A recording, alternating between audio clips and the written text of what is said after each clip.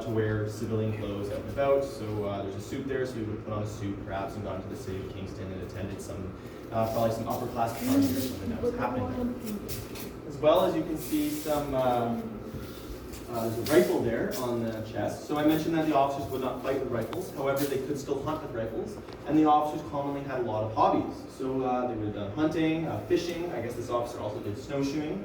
Another big one they also did was horseback riding. So they were on their days off, would have gone out with the other officers or upper class in Kingston and done a lot of hobbies and things like that.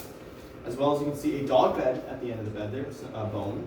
And so the officers were actually allowed to have pets. The rule in the British Army at the time was if you can train it, you can keep it. So they typically had dogs, some cases cats. There are no stories of anything too crazy here at the fort.